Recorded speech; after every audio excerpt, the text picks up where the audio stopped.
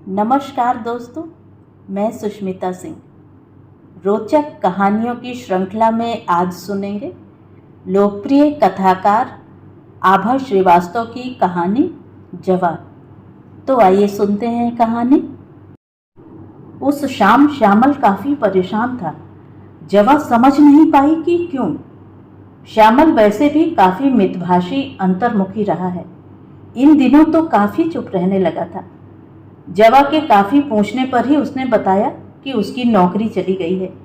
जवा के पैरों तले ज़मीन खिसक गई थी। तो क्या अगले महीने सैलरी नहीं मिलेगी?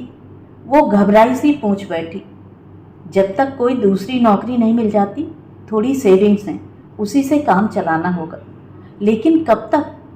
सोचता हूँ वापस घर लौट लें कुछ दिनों के लिए। दूसरी नौकरी मिलने पर फिर लौट आएंगे और अपने इस घर को किराए पर उठा दें। कहते कहते श्यामल ने जवा का चेहरा पढ़ने का प्रयास किया। ये फ्लैट उसे जवा के पिता की तरफ से दहेज में मिला था। फिर जवा के साधारण रूप रंग के कारण श्यामल की माँ उससे हमेशा नाखुश रहती थी। लेकिन तब भी श्यामल ने सोचा कि शायद जवा मान जाए। यहाँ जो हाल चल रहा है उसमें अच्छी नौकरी मिलना मुश्किल है। इस बहाने कुछ दिन अम्मा बाबूजी के साथ भी रह लेंगे, उसने आगे कहा। लेकिन जवा तो ससुराल में रहने के प्रस्ताव से ही चिढ़ गई। घर गांव क्यों लौटना है? तुम नौकरी से निकाल दिए गए हो, ये क्या किसी को पसंद आएगा?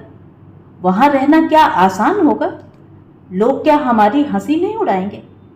तुम्हारे पास अच्छी डिग्री है, अनुभव है, तुम्हें ज़रूर और जल्दी ही कोई अच्छी नौकरी मिल जाएगी, मुझे विश्वास है। बस हिम्मत रखो और कोशिश करते रहो। पहली बार श्यामल को जवा की बात समझ में आई। वैसे शादी के बीते हुए 3 सालों में उसे जवा से कभी कोई खास मतलब नहीं रहा। बस वे दोनों एक छत के नीचे रहने वाले अजनबी से पति पत्नी थे। ये कहानी जवा की कहानी है। जवा सुंदर झूमर वाला लाल गुड़हल का फूल। जवा विमल मित्र के उपन्यास की सुंदर नायिका। लेकिन हमारी जवा बहुत खूबसूरत नहीं है। साधारण रूप रंग, दरमियाना कद, हाँ बाल ज़रूर काफ़ी लंबे और घने हैं, जिन्हें जवा काफ़ी जतन से सहेजती है। फिर उसकी कोमल मीठी सी बोली। अपने रूप का मामूलीपन जानती है जवा, लेकिन उसे कोई हीनता नहीं है। उसने इंडियन म्यूज़िक में मास्टर्स की डिग्री ली है। वो पढ़ाई के फौरन बाद नौकरी के लिए प्रयासरत रही तो बस इसीलिए कि रिश्तेदार और पड़ोसी उसके ब्याह की चिंता में दुबले न हो जाएं। वैसे जवा जिंदगी में खूब इत्मीनान और चैन चाहती थी और पढ़ाई के बाद अभी कुछ दिन तक कुछ भी नहीं करना चाहती थी। बस अपनी निकम्मी सखियों के साथ यूं ही मटर गश्ती करना, बारिश में भीगना और भुट्टे खाना उसे अच्छा लगता था। बान की खटिया पर लेटकर दालान आंगन में गिरती बौछारों का पैरों पर हल्का स्पर्श उसे सुखदायी लगता। यही छोटे छोटे सुख उसे भाते थे। लंबे बालों की ढीली ढाली चोटी डालकर, हाथों में दर्जनों रंग बिरंगी चूड़ियां पहनकर उनकी खनक सुनते रहना, या गर्मी में देर रात तक विविध भारती के गाने सुनना उसे भला लगता। वो चाहती कि सर्दी की नर्म गर्म धूप में बैठकर घूंट घूंट चाय या कॉफ़ी पीती रहे और बस खुद में खोई हुई कुछ भी सोचती रहे। लेकिन सब कुछ मन का कहाँ हो पाता है। बहुत जल्दी ही उसके लिए रिश्ता मिल गया। रिश्ते के साथ ही इत्मीनान और चैन के विचार कहीं किसी शून्य में सिमट कर रह गए। उसके पिता ने ऊंची डिग्री और अच्छी नौकरी वाले श्यामल का सौदा कर लिया उसके घरवालों से। मुंबई में एक छोटा सा फ्लैट, भरपूर दहेज और पढ़ी लिखी जवा, उन लोगों की यही मांग थी।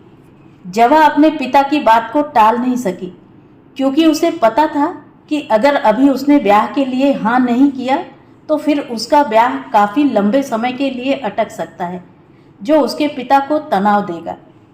श्यामल ब्याह से पहले बस एक बार ही जवा से मिला था। उसके बाद शादी और सीधे मुंबई। दहेज में मिला छोटा सा फ्लैट जवा और श्यामल के लिए पर्याप्त रहा। लेकिन जब तब श्यामल की माँ अपने सास होने का अधिकार जताने साथ में रहने के लिए आ धमकती। जवा का सुख से रहना, चैन से सोना दुश्वार होने लगा। वो चाहती थी देर सुबह तक अलसाई पड़ी रहे, कम से कम शनिवार इतवार, या फिर शाम को बालकनी में आराम कुर्सी पर बैठकर घूंट घूंट कॉफी देर तक पीती रहे। लेकिन श्यामल की मां के रहते ये संभव ही नहीं हो सका। जबकि कहा जाए तो श्यामल के साथ भी कहाँ ऐसा संभव हो सका। पूरे हफ्ते की भाग दौड़ के बाद हफ्ते के अंत में श्यामल पूरा का पूरा दिन सोता रहता और जवा भाएं भाएं सन्नाटे में अकेली बैठी रहती। श्यामल ने जवा के रूप रंग को लेकर कभी कुछ कहा नहीं, लेकिन उसकी भावनाओं और कामनाओं पर भी कभी ध्यान नहीं दिया। साथ रहते भी श्यामल कभी समझ नहीं पाया कि अक्सर जवा रातों को जागती हुई बेचैन रहती है। उस समय होंठ दबाकर वो अपनी रुलाई रोक लेती है और उसकी आंखों के कोरों से आंसू लगातार बहते रहते हैं। कितना मधुर मीठा गाती थी जवा, और श्यामल को गीत संगीत से कोई लगाव नहीं था।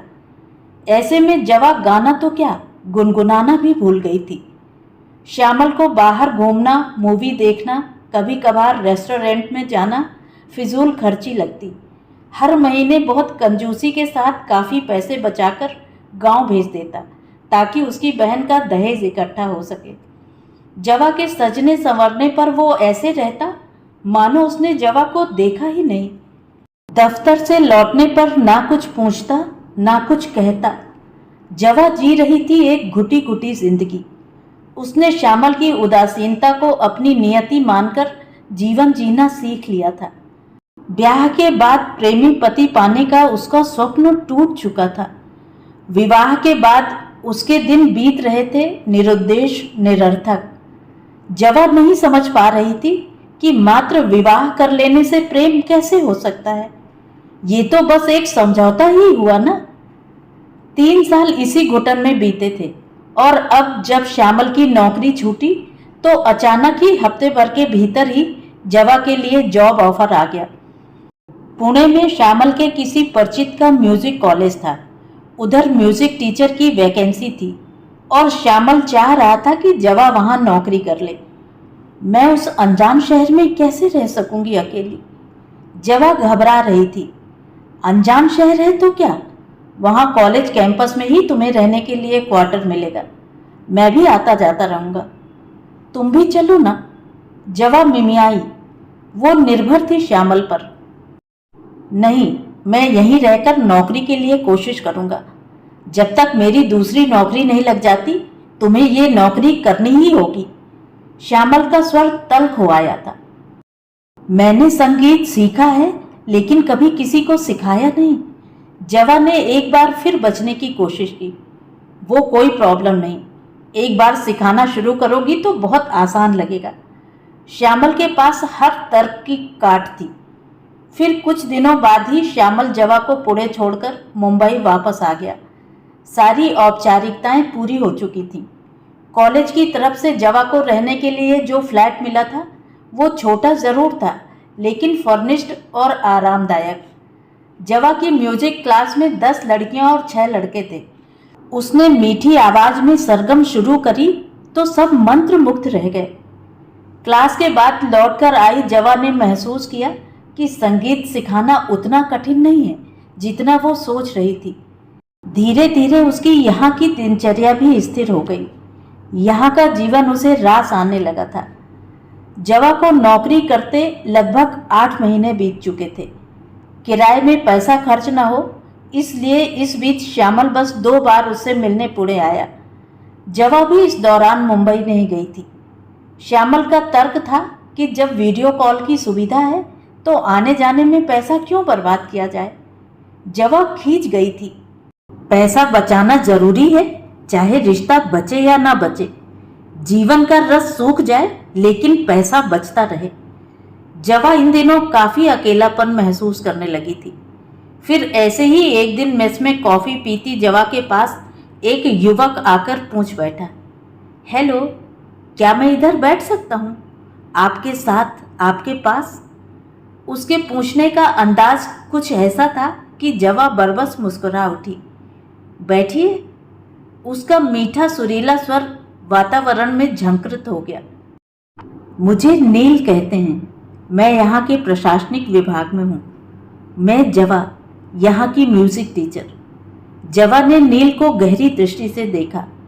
गेहुआ गोरा रंग, घने बाल और होठों पर शिष्ट मुस्कान, आंखों में कुछ ऐसी कशिश कि जवा बंद कर रह गई। श्यामल को उसने इस तरह सहज भाव से मुस्कुराते हुए कभी नहीं देखा था। आने वाले दिनों में नील जवा के साथ ही मेस में लंच और डिनर करने लगा था। शाम की चाय भी वे लोग साथ ही पीते। जवा को नील की प्रतीक्षा रहती। कितना भला लगता था उसे नील का साहचर्य। नील की दृष्टि जवा को कोमलता से सहलाया करती। उसे नील के साथ अपना साधारण रूप रंग भी असाधारण लगता। उसे अच्छा लगता कि कोई उसे इस भाव से चाहता है। नील से दूर रहने की कल्पना से भी वो डर जाती। वो सोचती कि कहीं उसे नील से प्यार तो नहीं हो गया है। इन दिनों अकेलापन उसे काटने को दौड़ता। श्यामल की नई नौकरी लगी थी। ज्वाइन करने से पहले वो अपने गांव गया था। जवा के मन में बहुत कुछ टूट गया था। श्यामल की नई नौकरी की व्यस्तता और उसका गांव जाना शायद जवा से मिलने से अधिक आवश्यक था। इसीलिए जब उस दिन नील ने उसके साथ घूमने का प्रस्ताव दिया तो जवा इनकार नहीं कर सकी। तभी नील ने बताया कि 2 वर्ष पूर्व उसका अपनी पत्नी से तलाक हो चुका है। कारण न जवा ने पूछा न नील ने बताया। ये शहर, ये नौकरी और नील का साथ जवा को भाने लगा था। अक्सर वो तुलना करती श्यामल और नील की। श्यामल का रूखापन उसे कांटे जैसा चुभता। नील की मोहक बातें, उसका साथ, उसका कंसर्न जवा के लिए नया अनुभव था। नील की बातें जवा को रोमांचित कर जाती।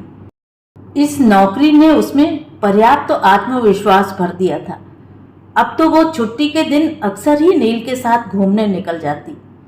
ऐसी ही एक शाम थी जब नील का संग साथ पाकर वापस लौटी जवा बहुत खुश थी। नील के स्पर्श और गंध से भरी हुई जवा के पांव आज आसमान पर थे जैसे। सिर्फ एक आलिंगन और एक चुंबन के एहसास में डूबी जवा परितृप्त थी। वो तुलना कर रही थी श्यामल और नील की। नील की अनुराग भरी बातें उसके मन में घूमती रहती। लेकिन श्यामल उसका पति था। सप्तपदी, सिंदूर और मंगलसूत्र का रिश्ता था श्यामल के साथ। क्या वो श्यामल को धोखा दे रही है? जवा कश्मकश में थी कि एक दिन अचानक श्यामल बिना बताए ही पुणे आ गया। जवा घबराई थी। कई महीनों के बाद श्यामल से मिल रही थी। पिछले दिनों व्यस्तता के कारण फोन पर भी बड़ी औपचारिक और सीमित बातें होने लगी थी। काफी समय बाद पत्नी से मिला श्यामल रूखा ही बना रहा। मैं चाहता हूँ तुम कुछ दिनों के लिए मुंबई चलो, माँ आई हुई हैं, श्यामल ने जवा को सीधा देखकर कहा। फिर घर में कुछ रिपेयर वर्क भी करवाना है और पुताई भी। माँ के अकेले के बस का कुछ नहीं। तुम चलोगी तो मदद हो जाएगी, श्यामल ने आदेश सा दिया। लेकिन इस समय एग्ज़ाम सिर पर हैं, अभी छुट्टी कैसे मिलेगी? जवा चौंक गई। तुम तो ऐसे कह रही हो जैसे तुम्हारे बिना कॉलेज बंद हो जाएगा। ऐसा तो नहीं, तुम्हें नौकरी करने का चस्का लग गया है, श्यामल ने ताना मारा। जवा तिलमिला गई। कैसा रूखा है ये इंसान, पत्नी को रोबोट समझ रखा है। इतने दिनों बाद आए श्यामल ने उससे प्यार का एक शब्द भी नहीं कहा। तुम कहो तो मैं नौकरी कर लूं और तुम कहो तो मैं नौकरी छोड़ दूं, ऐसा कैसे हो सकता है? जवा गुस्से में थी। मैं अभी मुंबई बिल्कुल नहीं जा सकती, और हाँ, मैं कुछ समय तुमसे अलग भी रहना चाहती हूँ। तुम लौट जाओ। श्यामल चौंक उठा। जवा, क्या कह रही हो तुम? मतलब समझ रही हो इसका? तो जो कुछ भी मैंने सुना वो सही निकला। वो आवेश में आ गया था। तना तनी खिंचाव भरा वातावरण। जवा समझ गई थी कि उसकी और नील की घनिष्ठता की भनक श्यामल तक पहुंची ही होगी। वह चुप रही। तुमने क्या सोच रखा है, मुझे साफ साफ बता दो ताकि कोई वहम न रह जाए। श्यामल बौखलाया सा कमरे के चक्कर काट रहा था। उसका चेहरा उतरता जा रहा था, माथे पर पसीने की बूंदें। जवा को तरस आ गया, लेकिन तरस से क्या रिश्ते चल सकते हैं? जवा उधेड़ बुन में थी। उधर लौटने का अर्थ कि एक बार फिर वही घुटन, वही कैद, वही बेचारगी। अभी किसी सूरत में कॉलेज से मुझे छुट्टी नहीं मिल सकती बस, जवा ने सख्ती से कहा। उसका चेहरा दहक रहा था। लेकिन माँ, श्यामल का स्वर हल्का हुआ। तुम मुझे किसके लिए लेने आए हो श्यामल? माँ के लिए, घर की पुताई के लिए, या फिर अपने लिए? जवा का स्वर कड़वा और कड़ा था, इतना कड़ा कि अपने स्वर की कड़ाई उसने स्वयं महसूस की। तब सुन लो कि नील और मेरे बारे में तुमने जो कुछ भी सुना है वो बिल्कुल सच है। ऐसा क्यों हुआ शायद तुम जैसा पत्थर दिल समझ ही न सके, लेकिन मैं बताऊंगी। मेरा पहला प्यार, पहला समर्पण और पहला संभोग, सब कुछ तो तुम थे श्यामल। लेकिन तुमने मुझे बस भोग्य समझा। तुम्हें बस मेरे शरीर, मेरी मेहनत और मेरे पैसे से मतलब रहा। मेरी भावनाओं को क्या कभी समझना चाहा तुमने? कभी नहीं। लेकिन नील ने मेरा मन समझा, मेरी भावनाएं समझी। उसने मुझमें मेरा आत्मविश्वास जगाया और उसी ने मुझे प्यार के मायने बताए। सच कहूं तो नील ने मुझे मेरे स्त्री होने के एहसास से परिचित कराया है। और तुम्हारे सामने मैं ये सच स्वीकार करती हूँ कि मुझे नील से प्यार है। नील ने मेरा मन पा लिया है, जो तुम कभी नहीं पा सकते। जवा का स्वर थरथराने लगा था।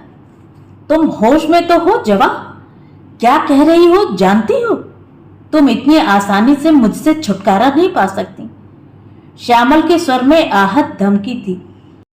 जवा के इस रूप की उसने कल्पना भी नहीं करी थी। मुझे धमकी मत दो। तुम्हारा और मेरा रिश्ता सड़ चुका है, इसे मैं और ढोना नहीं चाहती। एक और शहतीर जवा की तरफ से चुभा।